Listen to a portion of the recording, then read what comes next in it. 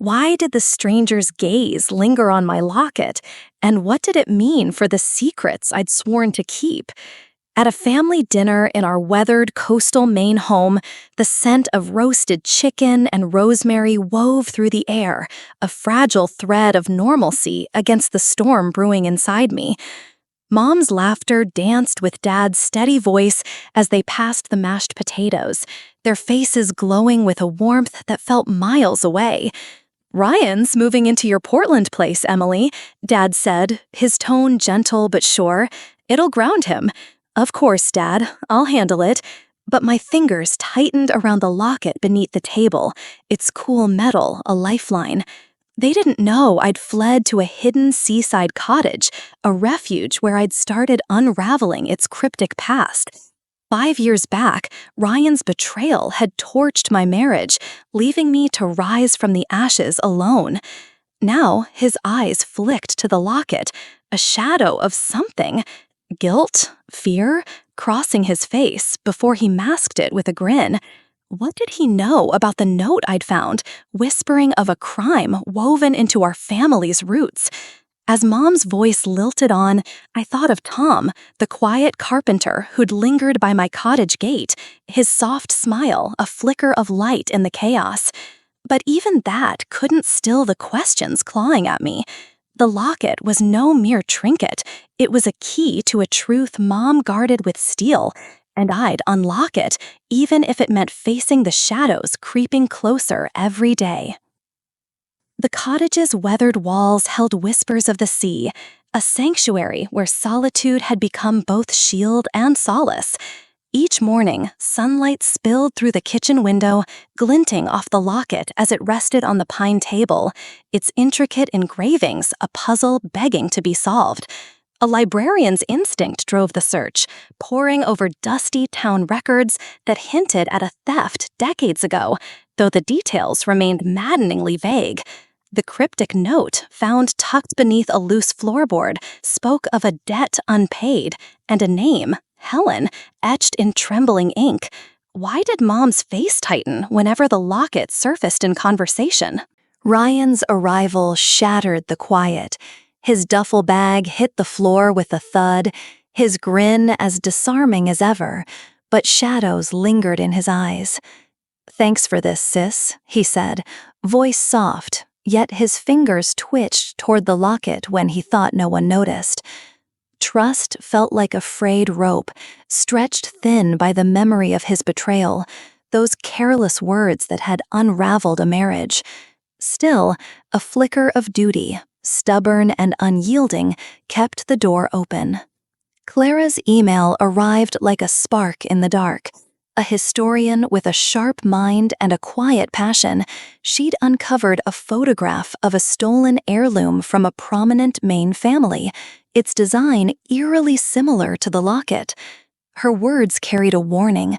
The theft had left scars on her family, and answers were worth pursuing. Meeting her at the library, her warm gaze and steady voice stirred a longing for connection, a reminder of what had been lost to isolation. Tom, Clara's brother, appeared at the cottage gate one evening, his carpenter's hands offering a repaired shutter and a smile that softened the edges of loneliness. "Heard you're digging into history," he said, his tone light but curious. The brief exchange, laced with unspoken warmth, planted a seed of hope. Yet the locket's weight pulled attention back to darker truths. Mom's call came late, her voice clipped through the phone. "Ryan needs you, sweetheart. Keep him close." Respect kept the response. "I'll do my best, Mom." But her insistence felt like a leash, tightening with every word. She and Dad knew nothing of the cottage, of the life carved out in secret. Their blindness to Ryan's restlessness, to the way he paced at night, gnawed at the edges of patience. The town's whispers grew louder. At the market, Mrs. Harrow, a neighbor with a knack for gossip, mentioned a stranger asking about old family treasures at the diner.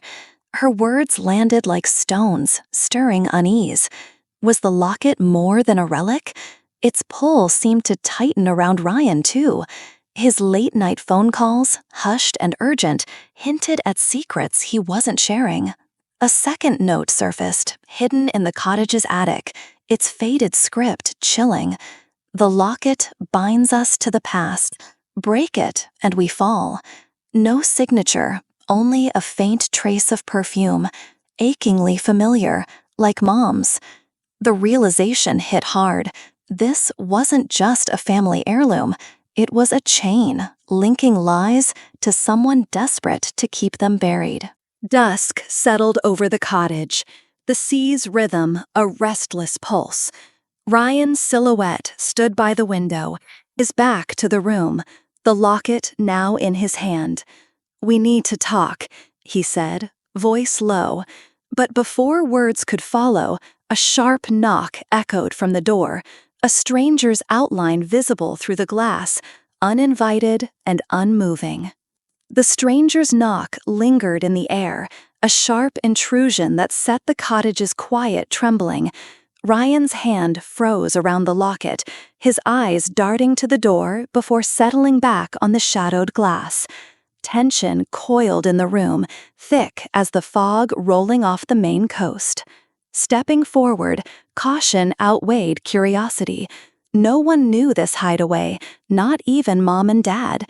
The figure outside shifted, then vanished into the dusk, leaving only the echo of boots on gravel and a single word scratched into the doorframe. Morning brought no answers, only Clara's urgent text. Her research had unearthed a ledger from 1985, listing the locket among items stolen from the Hargrove estate, a family whose ruin still haunted local lore. Meeting at the library, her voice trembled with conviction. "This isn't just history, it's personal," she said, her fingers brushing a faded photo of her grandmother, once a Hargrove maid. The connection stung, tying the locket's theft to a betrayal that had cost Clara's family everything. Ryan's behavior grew erratic, his charm fraying at the edges. Late nights found him hunched over his phone, whispering names, none familiar, yet each one laced with urgency. Trust wavered, a fragile thread stretched by memories of his betrayal. Had he known about the locket's past when he exposed that affair, tearing apart a life already crumbling? His insistence on staying close felt less like need and more like surveillance. Tom's presence offered a fleeting reprieve.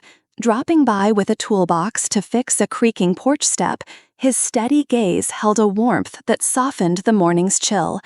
"You look like you're carrying the world," he murmured, his hand grazing hers as he passed a hammer. The moment sparked a longing for something simple, untainted by secrets, but the locket's pull dragged focus back to the shadows.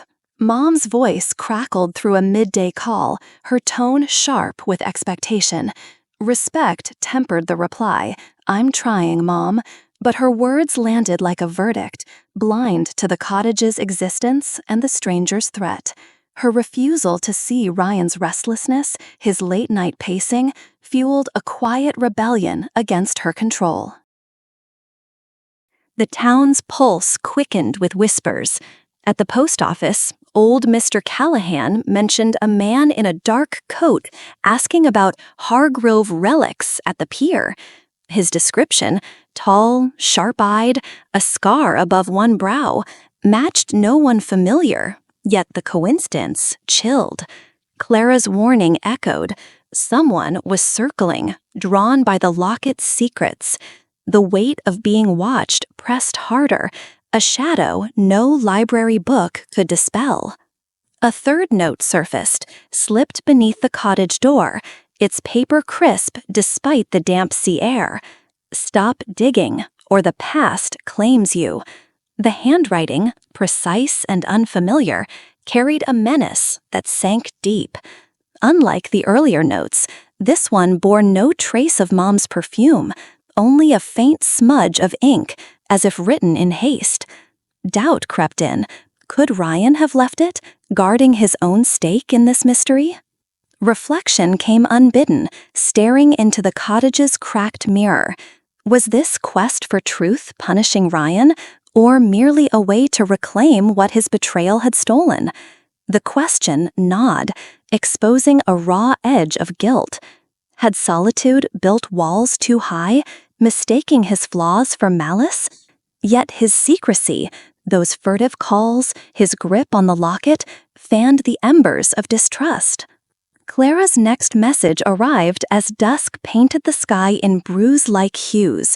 She'd found a police report from the Hargrove theft, naming a young woman who'd vanished after the crime. The description, petite, dark-haired, a scar on her wrist, matched Mom's youth too closely to ignore. Before the implications could settle, a low hum broke the silence. A car idling outside, its headlights slicing through the cottage windows, pinning the locket on the table in a stark, accusing glow. The car's headlights vanished as quickly as they'd appeared, leaving the cottage steeped in a silence that felt alive with menace. Dawn broke with a brittle edge, the sea's rhythm no longer soothing, but restless, mirroring the churn of questions about the locket's hold over the family.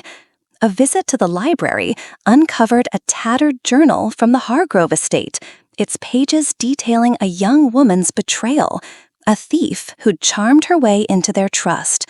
The description, with its mention of a wrist scar, tightened the knot of suspicion around Mom's guarded past. Ryan's evasiveness grew sharper. Mornings found him slipping out before sunrise, returning with vague excuses about clearing his head. His phone buzzed incessantly, and once a name flashed on the screen, Leela, before he snatched it away. The locket, left on the table during one of his absences, seemed to pulse with secrets he was unwilling to share. Doubt festered, each glance he cast its way a reminder of the trust shattered years ago. Clara's research deepened the stakes. Over coffee at the library, her voice dropped to a whisper as she shared a letter from her grandmother, written after the Hargrove theft. It spoke of a stolen fortune, not just the locket, hidden to protect a child. "My family lost everything," Clara said, her eyes fierce with resolve. Her determination stirred a spark of kinship, a shared hunger for truth that felt like a lifeline. Tom's quiet strength anchored fleeting moments of calm. Repairing a cottage window, he lingered, his calloused fingers brushing against hers as he handed over a screwdriver. "You're tougher than you let on," he said, his smile a soft challenge. The warmth of his presence clashed with the cold weight of the locket's mystery, igniting a flicker of desire for a life unburdened by lies.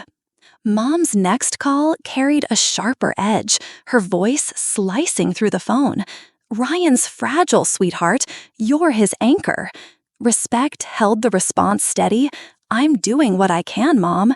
But her words landed like a judgment, blind to the cottage's secrecy and the stranger's threat.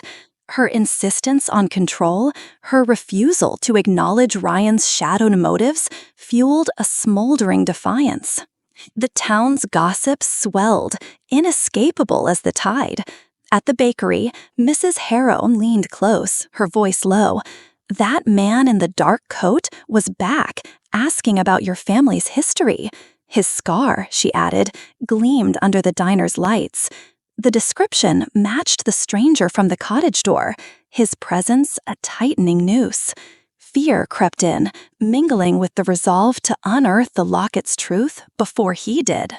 A public shaming stung at the town's weekly market.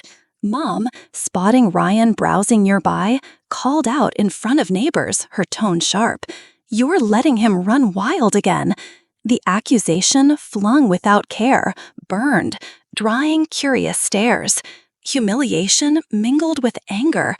Her blindness to the real danger, to the notes and the stranger, felt like a betrayal of its own. Clara's next discovery shifted the ground. A hidden police file, tucked in the library's archives, named the Hargrove thief as a woman who'd fled with a partner, a man with a scar above his brow. The revelation landed like a stone. The stranger wasn't just a threat, he was tied to Mom's past. Ryan, the late-night calls, his fixation on the locket, suddenly seemed less random, more calculated. Tom's concern grew palpable. Dropping by with a basket of apples from his orchard, he lingered at the cottage door, his gaze searching. "You're in deep, aren't you?" he asked, voice low. The question, gentle yet piercing, cracked open a longing to confide, but the locket's secrets held sway. His touch, brief but steady, planted a seed of hope, a reminder that truth could lead to something more. Twilight cast long shadows as a final note appeared, pinned to the cottage gate, its words chilling. "The locket's price is blood." No perfume, no familiar script, just a stark warning and a single initial, L. Heart pounding, the gate creaked open to reveal Ryan's jacket, abandoned on the path, its pocket torn open as if searched in haste, the locket nowhere in sight. Moonlight spilled across the cottage floor, casting jagged shadows where Ryan's torn jacket lay, its empty pocket a silent accusation. Sleep eluded the night, driven away by the note's warning. The locket's price is blood, and that single initial, L, searing itself into every thought. Dawn brought a desperate search for the locket, tracing Ryan's steps to the cliff path, but the sea offered no answers, only a restless churn that mirrored the heart's unease. Clara's call broke the morning's haze, her voice taut with discovery. She'd found a hidden compartment in the locket's case, overlooked in the cottage's clutter, containing a faded photograph of a young woman, Mom, unmistakably, her wrist scarred, standing beside a man with a scarred brow. The image, tucked away like a confession, cracked open a truth. Mom hadn't just stolen the locket, she'd been part of a heist that shattered the Hargrove family. A cinematic flashback surged unbidden to a childhood summer. Mom's hands trembling as she clasped the locket, her eyes darting to the horizon as if expecting pursuit. The memory reframed her vigilance, not maternal care, but fear of a past clawing back. That summer, Ryan had clung to her side, his small hands clutching her skirt as if he sensed the weight of her secrets even then. Ryan's role reversed in a heartbeat. His betrayal, exposing the affair that ended a marriage, hadn't been malice. Late-night calls, those hushed mentions of Leela, surfaced in clarity. He'd been shielding his sister from Mom's old partner, the scarred man now hunting the locket. His secrecy, his fixation, was protection, not greed, a loyalty that stung with its quiet sacrifice. Clara's library became a war room, her desk strewn with Hargrove records. The heist hadn't just taken the locket, it had funded Mom's new identity, a life built on lies that left Clara's grandmother destitute. Clara's resolve, fierce yet tempered by grief, forged a bond deeper than friendship, a shared mission to right a wrong no matter the cost. Tom's arrival at the library added a steady pulse to the chaos. His hands, rough from carpentry, offered a mug of tea, his gaze holding a quiet strength. "You're not alone in this," he said, voice low, and the words landed like a vow. The spark between them, fragile yet growing, wove a thread of hope through the locket's dark pull, a promise of light beyond the storm. Mom's next call carried a tremor, her usual control fraying. "Stay close to Ryan, please," she urged, voice tight. Respect shaped the reply. "I'm here for him, Mom," but her plea felt hollow, blind to the danger circling closer. Her ignorance of the cottage, of the scarred man's shadow, fueled a resolve to confront the past she'd buried. The town buzzed with unease, whispers of the stranger spreading like wildfire. At the pier, a fisherman mentioned a boat lingering offshore, its occupant watching the coast with binoculars. The image tightened the chest, a predator closing in, drawn by the locket's secrets. Ryan's absence, his phone now unanswered, twisted the fear into something sharper, more urgent. A power emerged, raw and unyielding, in the library's quiet. No longer the betrayed sister, the underestimated librarian. The role had shifted to truth seeker, ready to unravel Mom's lies. The locket wasn't just a relic. It was a key to a fortune, a trust fund hidden by the Hargroves meant to protect their legacy. Mom's theft had stolen more than gold. It had broken a family's future. Twilight draped the cottage in a heavy hush, the air thick with the scent of salt and pine. A creak from the attic drew attention upward, heart pounding, as footsteps echoed, slow, deliberate, not Ryan's. The trapdoor rattled, and a glint of metal flashed in the dim light. The locket, dangling from a stranger's hand, his scarred brow gleaming as he stepped into view. The scarred man's silhouette loomed in the attic's dim glow, the locket swinging from his grip like a pendulum of fate. His voice, gravelly and cold, demanded answers about the Hargrove fortune, but fear gave way to defiance. His presence only sharpened the resolve to end Mom's lies. The town heritage festival, just hours away, beckoned as the stage to unveil the truth, a public reckoning that could no longer wait. Clara's hands trembled as she finalized the evidence, her laptop screen casting a stark light across the library. Scanned documents, ledgers, letters, the damning photograph laid bare Mom's role in the heist. Her grandmother's testimony, buried in those pages, spoke of a betrayal that had stripped the Hargroves of their legacy. Clara's quiet strength, her refusal to let the past stay buried, forged a partnership that felt like family. Ryan's return at dawn, disheveled and silent, stirred a mix of relief and suspicion. His eyes, red-rimmed, avoided the locket, now back on the table after the stranger's retreat. Questions about his absence went unanswered, but his slumped shoulders hinted at a burden heavier than guilt. The festival loomed, and his presence, however unsteady, was a piece of the puzzle that couldn't be ignored. Tom's truck rumbled up to the cottage, his arrival a steady anchor amid the storm. He offered a projector for the festival, his hands lingering as he handed it over. "You're doing this for more than yourself," he said, his voice a quiet vow. The warmth in his gaze, a promise of something beyond the chaos, fueled the courage to face the crowd and the family waiting there. The festival buzzed with life, strings of lights twinkling above the town square, the air thick with the scent of cider and pine. Mom and Dad stood near the stage, their smiles polished but brittle, oblivious to the truth about to unfold. Respect guided a brief greeting. "Good to see you, Mom, Dad." But the locket, hidden in a pocket, pulsed with purpose, its weight a reminder of the lies it carried. Clara took the stage first, her voice clear as she introduced a tribute to the Hargrove legacy.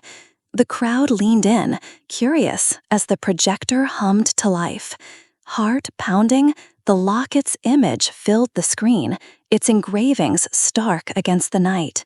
Voices hushed, eyes widened, and Mom's gasp cut through the silence, a private pain exposed in the public's gaze.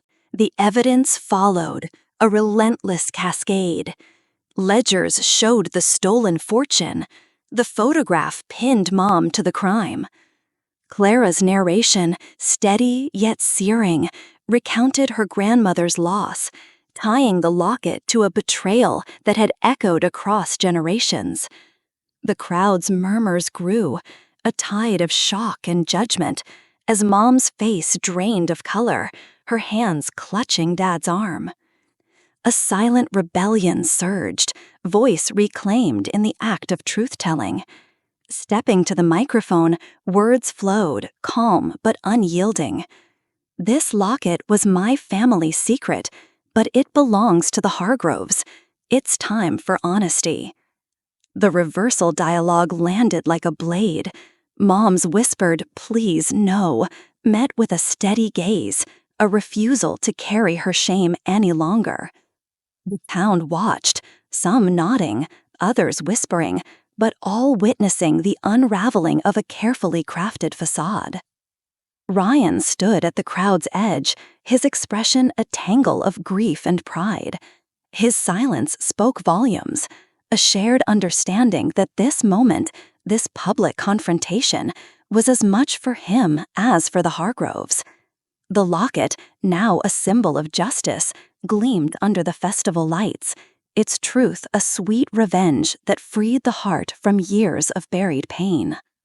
As the crowd dispersed, Mom's retreat to the car was swift, her head bowed under the weight of exposure. Dad followed, his face unreadable, but the air felt lighter, cleansed by honesty. Clara's hand brushed against a shoulder, a silent thank you, while Tom's quiet presence nearby promised support beyond the night. Yet as the festival's music faded, a glint caught the eye, a stranger's silhouette at the square's edge, the scarred man, slipping a note into Ryan's hand before melting into the shadows. The note passed to Ryan under the festival's fading lights, burned like a brand, its unseen words a tether to the scarred man's shadow. Dawn crept over the Maine coast, painting the cottage in hues of amber and doubt. As Ryan sat at the kitchen table, the locket between us, its surface dulled by the weight of truth. His hands, unsteady, pushed the note forward, its message simple: "Meet me at the pier, alone." The air thickened with unspoken fears, but his eyes held a plea that demanded answers. Clara's voice crackled through a morning call, her urgency cutting through the fog of exhaustion. She'd uncovered a hidden engraving inside the locket's clasp, a tiny key symbol linked to a Hargrove trust fund meant to secure their heir's future. Mom's theft had locked that fortune away, but the locket itself was the key, a secret Ryan had never sought for himself. The revelation reframed his presence, his sacrifice, in a light that pierced the heart. Ryan's confession came haltingly, his voice raw. "Your ex, he was tied to Leela, Mom's old partner. I told the truth to keep you safe." The words echoed a pain from years ago, a mirror dialogue to the lies that had shattered a marriage. His betrayal, once a wound, now revealed a desperate act of love, turning old scars into a strange kind of strength. Tom's arrival at the cottage brought a grounding warmth, his arms laden with firewood, his gaze steady with unspoken support. "You're not carrying this alone," he said, setting the logs by the hearth. The brush of his hand, fleeting yet deliberate, sparked a vision of a future unmarred by secrets, a dream that fueled the resolve to face the locket's final truth. The pier loomed as the stage for confrontation, its weathered planks creaking underfoot as gulls wheeled overhead.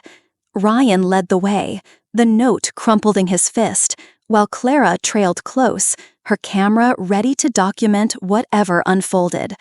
The scarred man waited at the pier's end, his silhouette stark against the sea, the locket's gleam in his hand a taunt that demanded reckoning. Public exposure flared as words cut through the salty air.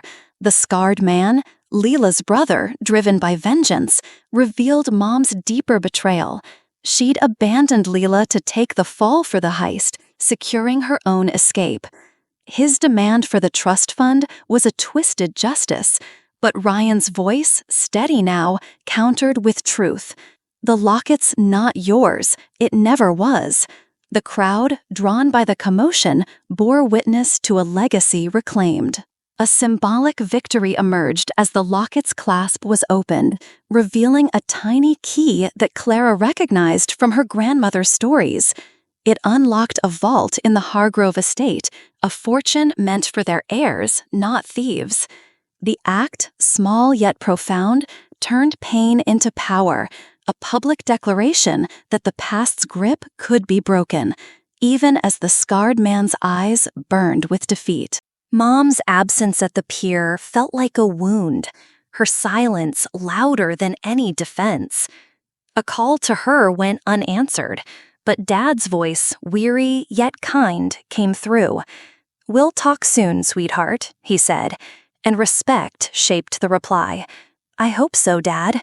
The distance between them ached, but the locket's truth had carved a path to freedom, one that no longer needed her approval. Ryan's hand found a shoulder, his touch a bridge across years of mistrust. "I never wanted the money," he said, voice breaking. The admission, raw and unadorned, sealed a bond forged in shared truth.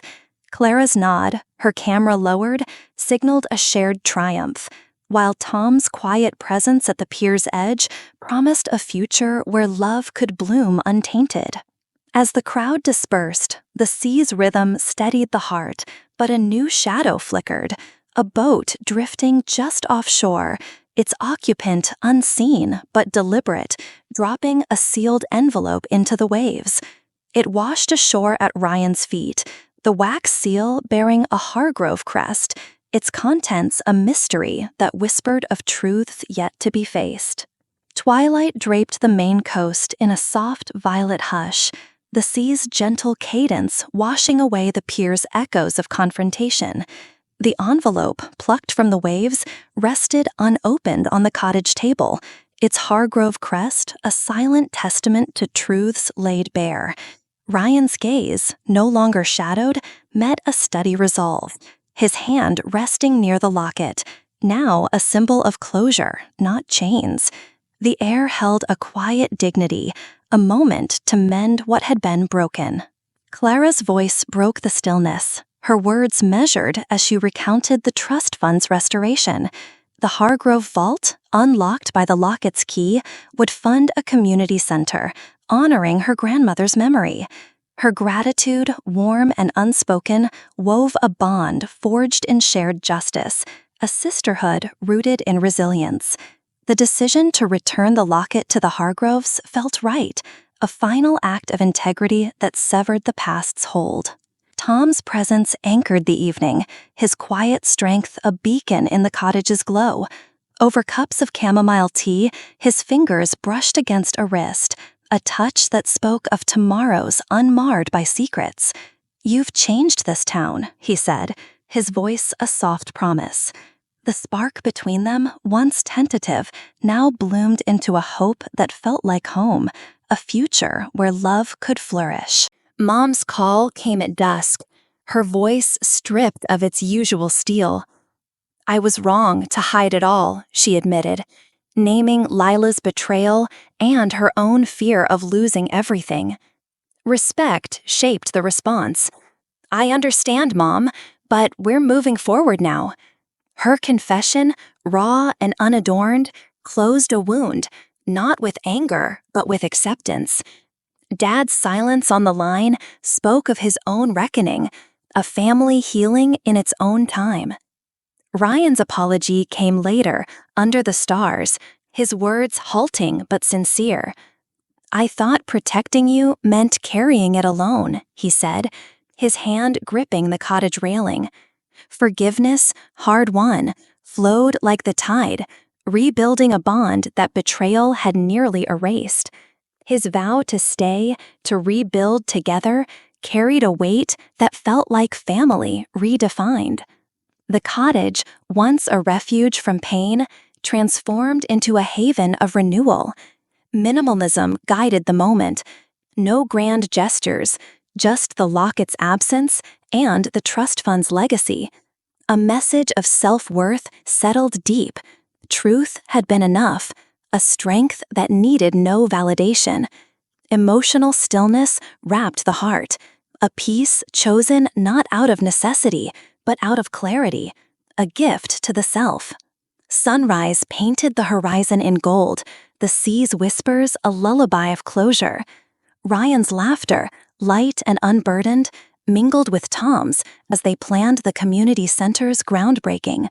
Clara's hand, steady on a sketchpad, drew a future where the past no longer dictated.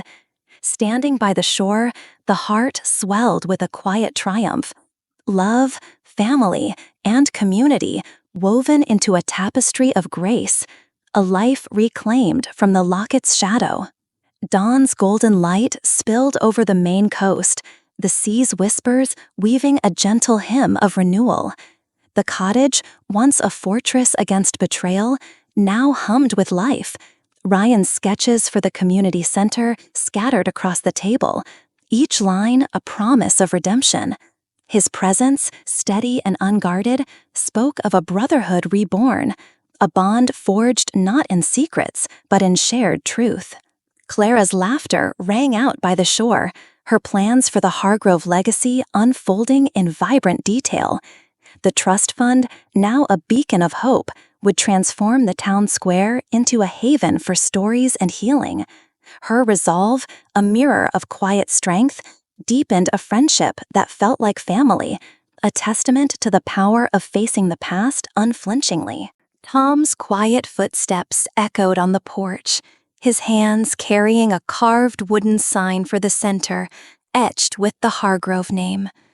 His gaze, warm and unwavering, held a future where love could root deep, unshadowed by lies.